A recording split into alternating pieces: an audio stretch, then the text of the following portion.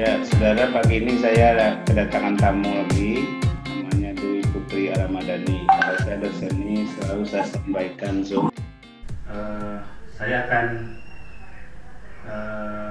utarakan bagaimana dosen mempersiapkan cara untuk berkomunikasi dengan mahasiswa. Seperti saya punya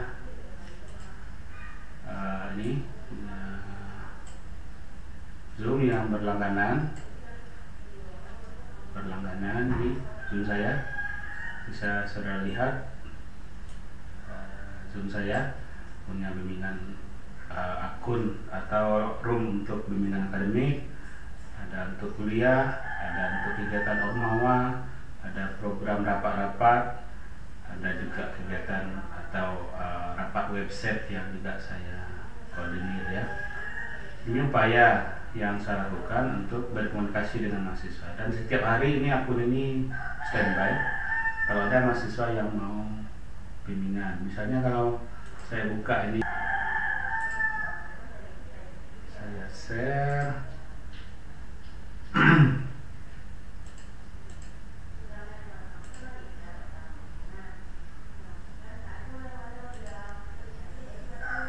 bimbingan akan terbuka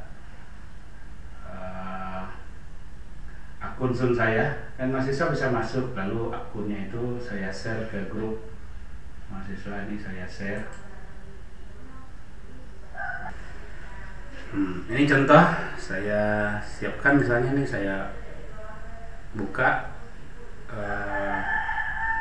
siapa saja mahasiswa yang mau masuk saya silakan.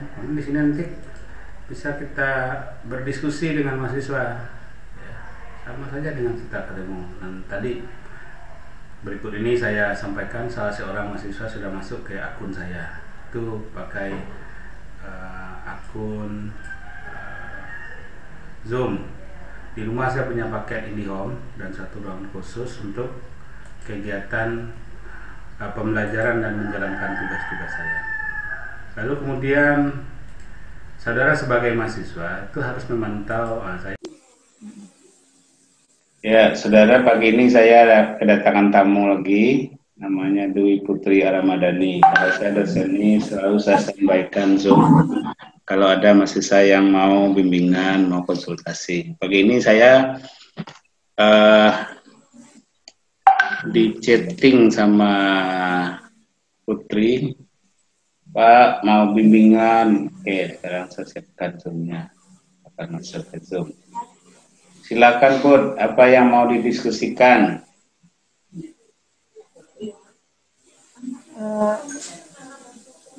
Saya Pak, itu mau bertanya juga terkait bimbingan kita ini Pak.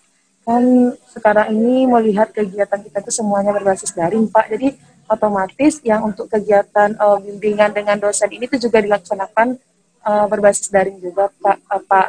Mungkin yang pertama tuh yang mau ditanyakan itu terkait tata cara. Bagaimana kita tuh menghubungi Bapak atau dosen yang lain selaku pembimbing untuk melaksanakan bimbingan ini Pak.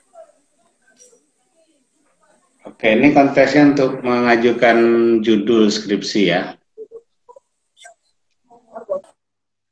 Judul skripsi ya.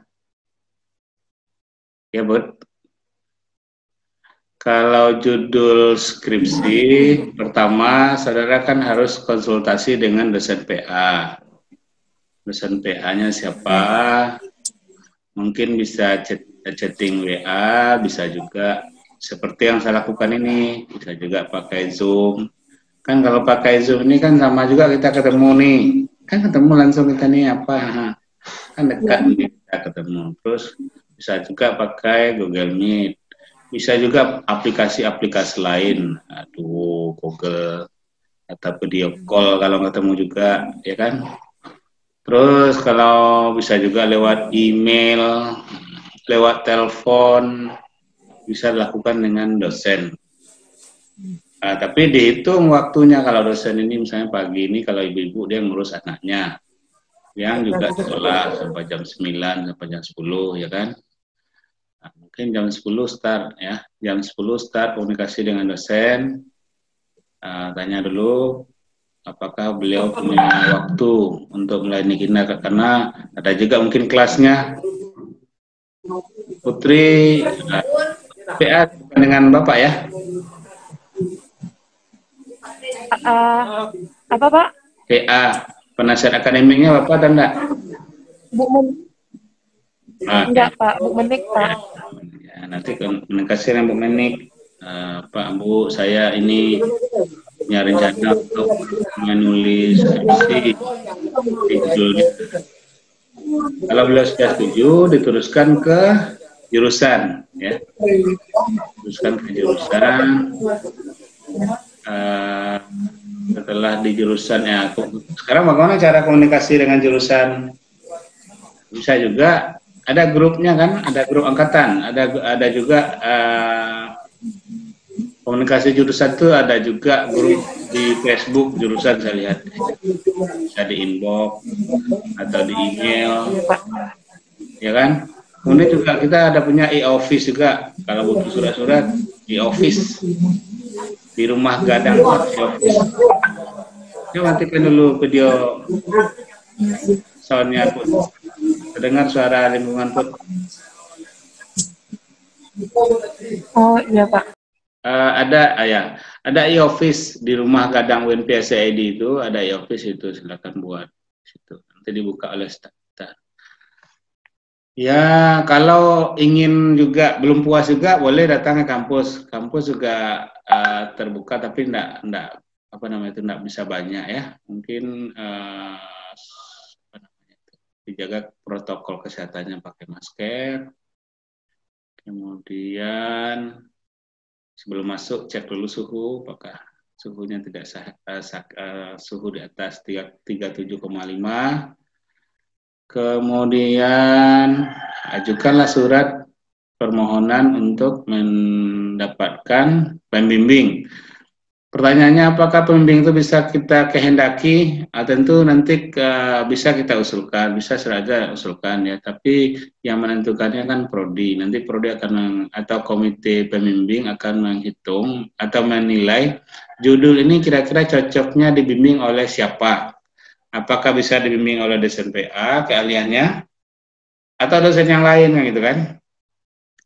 Dan rata-rata dosen itu kan dia komunikatif lah, jarang yang tidak komunikatif, jarang yang tidak mau berkomunikasi. Kalau ada dosen yang tidak mau berkomunikasi dengan mahasiswanya, berarti dosennya itu bukan dosen untuk mahasiswa, tapi dosen untuk yang lain, ya. Dosen harus mau berkomunikasi dengan mahasiswanya. Kalau tidak mau, berarti dia tidak dosen, ya. Nah, kalau tidak mau komunikasi dengan mahasiswa, namanya dosen sombong namanya itu ya. Jadi harus mau dosen ini komunikasi dengan mahasiswa. Kalau ada dosen yang tidak mau berkomunikasi dengan mahasiswa, sampaikan saja. Nanti kita sampaikan apakah dosen itu masih mau jadi dosen atau jadi mengungkung diri di rumah, ya kan? Gitu ya. Dosen moral kewajiban tugasnya harus mau berkomunikasi dengan mahasiswa Put. Nanti judul Put yang tadi dikirim ke PA-nya, ketikanya begitu. Nanti PA-nya akan memberikan masukan. Ini masukannya nanti dicek. Coba dicek pakai aplikasi dulu Put. Sekarang aplikasi kan banyak. Bisa pakai Harzing, pakai Postpiware. Apakah judul itu kontekstual dan relevan ya? Ada keterbaruannya dan relevan enggak? Itu sudah ada aplikasinya. Jadi pakai aplikasi saja, jangan by feeling. Ya, dicek pakai aplikasi. Apakah judul itu ada kandungan urgensi untuk diteliti atau tidak, ya kan? Atau hanya sebatas pengulangan-pengulangan saja. Gitu, Bud. Any question? Ada lagi pertanyaannya? Masih Pak, kan itu Pak, yang untuk pengajuan judul tuh awalnya itu melalui penanggung jawab masing-masing konsentrasi itu sudah. Misalkan kayak untuk yang ekop itu kebudayaan. Yang kedua itu baru dikonsultasikan ke PA itu sudah juga Pak. Sudah dapat tanda tangan kan Pak ACC-nya. Nah, yang ketiga itu kan dimasukkan ke jurusan terlebih dahulu, itu nanti akan disampaikan melalui sekretaris jurusan. Baru nanti itu keluar kan Pak, kertasnya tuh siapa nama pembimbing kita. Nah, di situ tuh ada tertulis, tercantum nampak sama put Pak, bagi kemarin tuh kan ada beberapa teman yang sudah Pak. Jadi katanya di sana tuh setelah mulai dari dikeluarkan surat ini, 2 minggu ke depan itu sudah ada draft untuk proposalnya. Berarti itu tuh memang harus siap bab 1 sampai bab 3-nya selama 2 minggu itu atau bagaimana, Pak? Oh iya iya iya, paling tidak ada progres ya bab 1 dulu. Jadi 2 minggu setelah saudara mendapatkan, jadi surat yang didapat dari jurusan itu jangan disimpan ya 1 hari 2 hari, komunikasi dengan pembimbing yang ditunjuk. Kemudian dalam proses bimbingannya harus ada progres selama 2 minggu. Apakah progresnya itu artinya ada komunikasi dan ada kemajuan, ada progres. Tidak harus sampai ke bab 3, bab 1 dulu. Jadi dimulai dari pernyataan masalahnya, di cukup data, menyatakan masalah, di mana sumber referensinya, ya kan? Setiap pernyataan yang ada di latar belakang. Tidak harus sampai bab 3. Bab 3 itu kan sudah finish, sudah selesai untuk seminar. Jadi 2 minggu itu maksudnya ada progres, ada komunikasi. Kalau tidak ada komunikasi, 2 minggu setelah itu, mahasiswa bisa diganti pembimbingnya. Karena selama 2 minggu itu tidak ada progres, berarti antara dosen dan mahasiswanya tidak ada keselarasan dalam berkomunikasi. Dosen atau ketua jurusan boleh mengganti dengan pembimbing baru. Atau yang kedua, mahasiswa bisa mengajukan pembimbing baru. Itu aturannya. Ya. Jadi harus ada kemajuan. Hari ini harus lebih baik dari hari kemarin, jadi harus ada kemajuan. Gitu ya, kasih tahu teman-temannya itu ya harus komunikasi intensif dengan pembimbingnya, tapi jangan dipaksa pembimbingnya, Pak harus selesai sekarang ya, begitu. Yang penting dia baca, dia beri masukan. Ya, masukan 1, masukan 2, masukan 3 itu tuh progresnya, tidak harus selesai. Artinya ada kemajuan ya, itu artinya.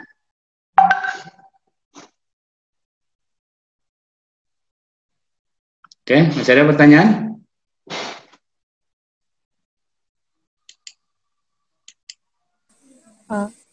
Izin Pak. Ya. Itu kan tadi udah masuk. Mungkin sebelumnya itu kan penunjukan pembimbingnya itu kan Pak. Ya.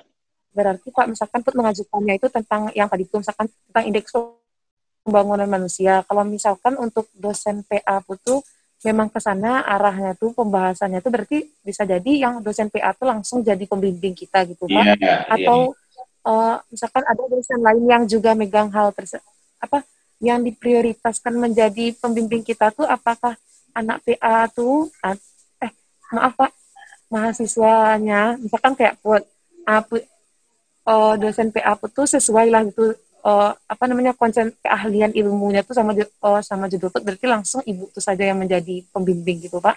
Iya. Atau ya. ada kategori yang lainnya gitu Pak? Ya, pertama tentu sudah dengan bidang keahliannya dosen itu ya.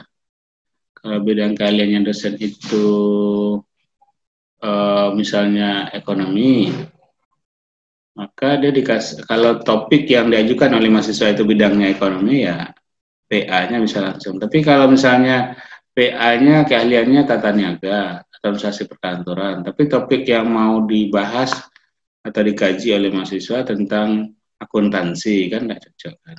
Jadi disesuaikan dengan keahlian dosen dan judul yang diajukan oleh mahasiswa. Nah, kalau mahasiswa mau PA-nya atau seseorang dosen menjadi pembimbingnya, dia harus lihat roadmap dari dosennya di Google. Lihat misalnya Pak Yulendri, lihat di Google Scholar, apa penelitiannya Pak Yulendri itu. Nah, nanti saudara kalau mau dibimbing oleh Pak Yulendri, ya sudah, carilah topik-topik yang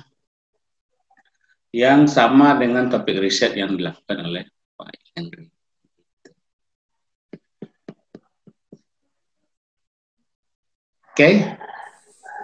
Oke, sudah Pak. Laporan Put mana? Kemarin jadi diajukan. Yang tadi itu dalam bentuk PDF itu yang Put present screen kan saja Pak? Yang enggak, yang sosial, kegiatan sosial. Kegiatan sosial Belum, Pak. Oke. Kalau belum nanti ya, oke, itu nanti diselesaikan ya. Iya, Pak. Masih ada pertanyaannya? Apa lagi pertanyaannya di WA tadi?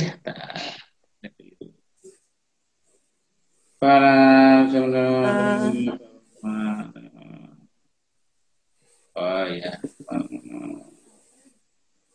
ya, harus disesuaikan dengan keahliannya ya. Kalau Pak Yelendi apa topik-topik penelitiannya, cari topik-topik yang sesuai dengan penelitian Pak Yelendi. Nanti dia akan diarahkan oleh jurusan ke Pak Yelendi. Tapi kalau mau menghindari Pak Yelendi, bisa juga kan?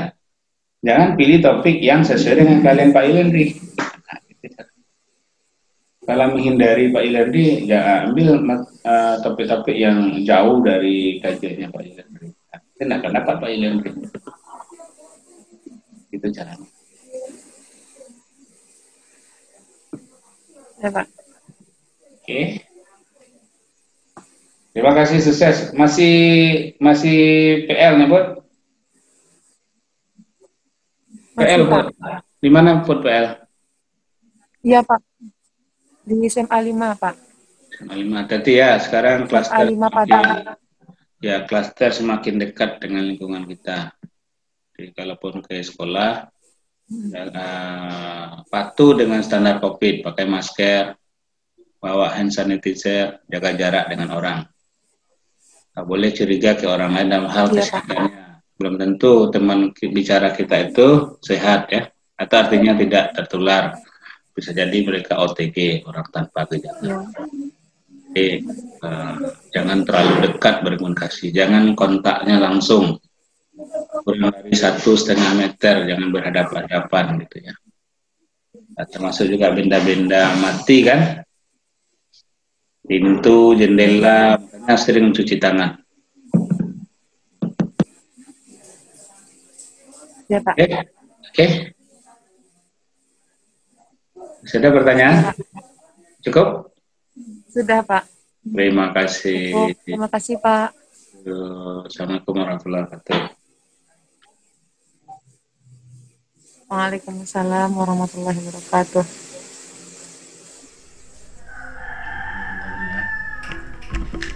Mahasiswa harus ini e-learning saya, e-learning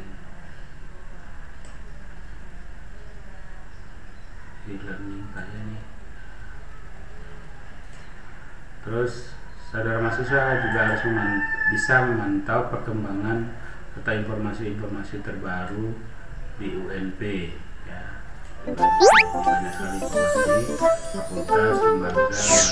Halo sahabat Dikbud, di masa kebiasaan baru seperti sekarang ini, ingat selalu pesan ibu. Keluar rumah kalau penting saja ya nak, ingat untuk selalu 3M. 3M itu mudah dilakukan dan bisa mencegah penyebaran virus. Kita sudah siapkan website juga, ini website ekonomi. Saudara bisa melihat ada berita kegiatan mahasiswa dan dosen. Kemudian ini ada pengumuman-pengumuman. Kemudian ini juga ada beasiswa. Kalau ada beasiswa nanti saudara bisa lihat di sini. Juga bagi alumni juga ada nih informasi-informasi lowongan yang disampaikan ke mahasiswa. Di samping itu, dosen-dosen juga punya media sosial ya, media publik yang bisa saudara akses juga. Misalnya ini, kalau saya punya akun di YouTube tentang kuliah, tentang pengabdian, tentang penelitian, saya publish di sini di akun Yelendi UNP. Dan juga saya punya akun media sosial. Di akun media sosial itu juga berisi aktivitas kita,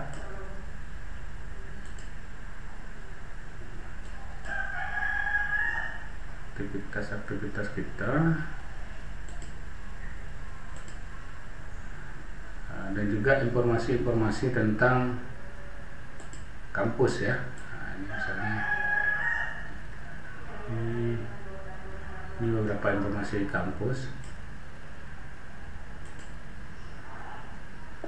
saya publish juga ada kegiatan Dies Natalis UNP ke-66, FE UNP Business Challenge, ada juga lomba dan kompetisi, dan juga kegiatan-kegiatan saya yang sifatnya publik saya juga publish di sini, dan juga kegiatan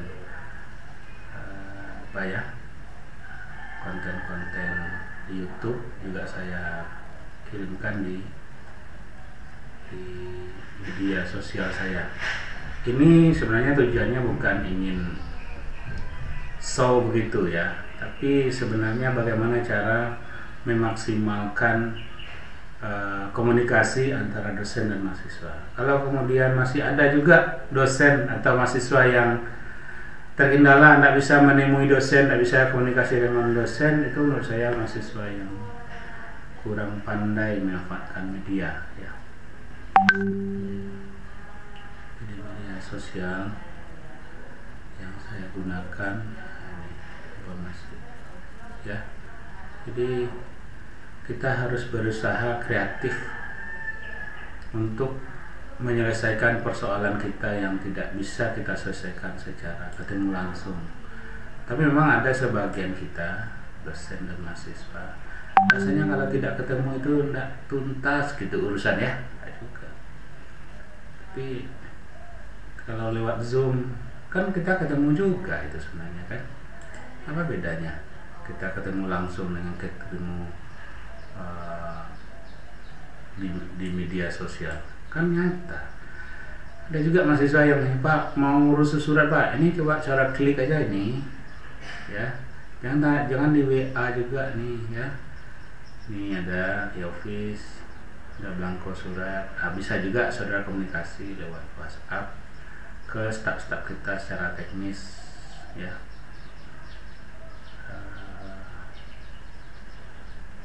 Dan untuk kegiatan Ormawa ini kita di akhir tahunnya akan kita siapkan 2 akun Zoom baru untuk menambah. Hari Jumat kita bagikan ke lembaga mahasiswa. Barangkali itu ada tadi WA ya yang belum. Nah, ini WA saya terus pantau nih kegiatan-kegiatan ya, tugas-tugas yang harus diselesaikan di selama COVID nih, lalu komunikasi langsung di WhatsApp. Ini beberapa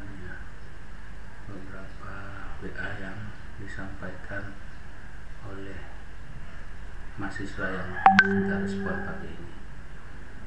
Selamat menyaksikan video selanjutnya. Terima kasih. Assalamualaikum warahmatullahi wabarakatuh.